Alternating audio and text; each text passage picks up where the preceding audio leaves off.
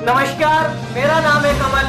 आप देख रहे हैं यूनिवर्सल न्यूज। तो यूनिवर्सल न्यूज की स्पेशल रिपोर्ट में आपका स्वागत है। तो आज जो हमारी चर्चा का मुख्य विषय है वो ओकस देशों का जो समझौता हुआ है, आखिर के ये ओकस देशों का समझौता क्या हुआ है, जिसके बारे में आज हम बात कर रहे हैं। जो ओकस देशों का जो समझौता हुआ है वो अमेरिका, ब्राजील और ऑस्ट्रेलिया के मध्य हुआ देश है। इनके मध्य जो समझौता हुआ है उसको एक नाम दिया गया है, उससे कहा गया है ओकस देशों का समझौता।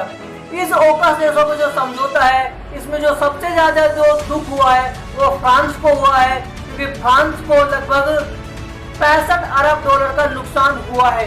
अब आप ये पूछोगे कि फ्रांस को इन देशों के समझौते करने से फ्रांस को नुकसान क्यों हुआ है, तो मैं आप लोगों को बताना चाहूंगा जो ओकस देशों का जो समझौता हुआ है इसके अंदर जो परमाणु ऊर्जा से चलने वाली जो पनडुब्बियां हैं उनका निर्माण करना है। यानी कुल मिला के जो दो देश हैं यानी कि ब्राजील और जो अमेरिका है वो ऑस्ट्रेलिया को जो परमाणु ऊर्जा से चलने वाली पनडुब्बियां हैं उनका निर्माण कर देगा।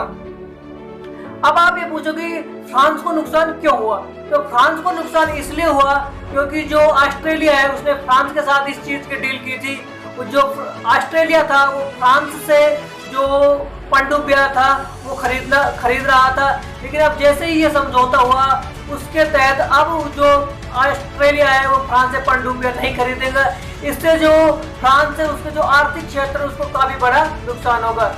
इसी चीज को देखते हुए जो फ्रांस है उसको काफी दिक्कत है और उसको जो काफी भारी मात्रा में नुकसान हुआ है। इन्हीं चीजों के मध्य जो फ्रांस है उसने अपने जो राजदूत है वो ब्राजील और अमेरिका दोनों जगह से अपने जो राजदूत है उनको वापस अपने देश बुला लिया है। दूसरी चीज मैं आप लोगों को बताना चाहूंगा, आखिर के ये परमाणु ऊर्जा से चलने वाली पनडुब्बियां है क्या। एक परमाणु ऊर्जा से चलने वाली जो पनडुब्बियां है उनके अंदर सिस्टम ऐसा है कि उनके अंदर जो पदार्थ का उपयोग होता है या जो ईंधन कह सकते हैं, जो ईंधन का उपयोग होता है उसमें यूरेनियम 238 का प्रयोग होता है, यानी कि उसके ऊपर न्यूट्रॉन गिराया जाता है और यूरेनियम 238 से जो ऊर्जा निकलती है उससे जो पनडुब्बियां हैं वो पानी में आराम से रह सकती है और किसी भी जो मिशन है उसको अंजाम दे सकती है। जो परमाणु ऊर्जा से चलने वाली जो पनडुब्बियां हैं वो अगर उसके अंदर एक बार हम अगर माल भर देते हैं, एक बार ईंधन भर देते हैं, वो लगभग 30 वर्ष तक 30 से 35 वर्ष तक उसको बाहर निकलने की जरूरत नहीं होती। यानी कि एक बार उसमें ईंधन भर दिया तो 30 से 35 वर्ष तक वो उस जल में या समुद्र में रह सकती है। उसे बार बार जो किनारे पर नहीं आना पड़ेगा, यानी कि ईंधन लेने के लिए नहीं आना पड़ेगा। और जो नॉर्मली जो पनडुब्बियां होती है उनको 5 से 7 महीने के अंदर उन्हें वापस आना पड़ता है और वहां से जो ईंधन है उसको भरकर ले जाना पड़ता है। उसके बाद फिर वो अपने मिशन पर जाती है। लेकिन जो ये पनडुब्बियां परमाणु ऊर्जा से चलने वाली जो पनडुब्बियां है उनमें ऐसी कोई दिक्कत नहीं है।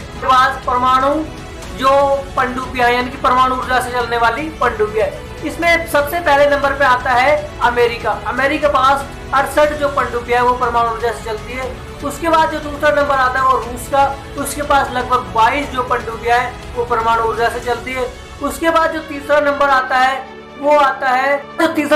वो चीन का आता है, उसके पास 12 पनडुब्बियां हैं। उसके बाद जो नंबर आता है वो ब्रिटेन का आता है, उसके पास 11 पनडुब्बियां हैं। उसके बाद जो नंबर आता है वो फ्रांस का आता है, उसके पास 11 पनडुब्बियां हैं। और उसके बाद जो नंबर आता है भारत का, यानी कि भारत का सिर्फ 1 पनडुब्बी है। यानी कि इस विश्व में मात्र 7 ऐसे देश हैं जिनके पास जो परमाणु ऊर्जा से चलने वाली पनडुब्बियां हैं।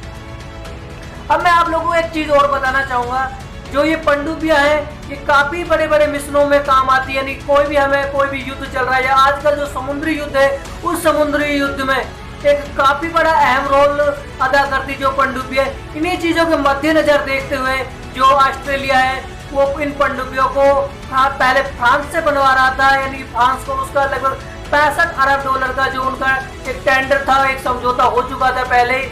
लेकिन जैसे ही अमेरिका के साथ और जो ब्राजील के साथ समझौता हुआ वैसे जो ऑस्ट्रेलिया है उसने जो अपना समझौता वो खत्म कर दिया। इससे जो फ्रांस है उसके जो आर्थिक क्षेत्र है उसको काफी बड़ा नुकसान हुआ है। इन चीजों के मद्देनजर देखते हुए जो फ्रांस के जो राष्ट्रपति है उन्होंने क्लियर कहा है कि अब हम जो अमेरिका है और जो ब्राजील है उनके साथ जो हमारे रिश्ते हैं अब उनकी समीक्षा करेंगे, क्योंकि आधुनिक इतिहास के अंदर ये पहला मौका है जब फ्रांस ने अमेरिका और ब्राजील से अपने जो राजदूत है उनको वापस बुलाया है। साथ के साथ जो अमेरिका है उसने और जो ब्राजील और ऑस्ट्रेलिया, इन्होंने जब ये मीटिंग फिक्स की थी उससे 2 से 3 घंटे पहले ही जो फ्रांस है उसको इस मीटिंग की सूचना दी थी।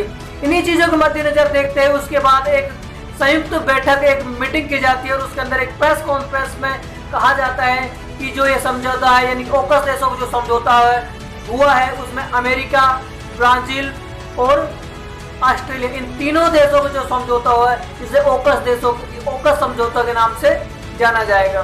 साथ ही साथ उन्होंने ये भी कहा कि जो फ्रांस है उसको जो हमारे है हम उसके फ्रांस से लगातार इस चीज के बारे में संपर्क में है, हम जल्दी किसी न किसी सिचुएशन पर पहुंचकर और जो मामला है इसका देश दुनिया की तमाम बड़ी खबरों को देखने के लिए देखते रहिए यूनिवर्सल न्यूज।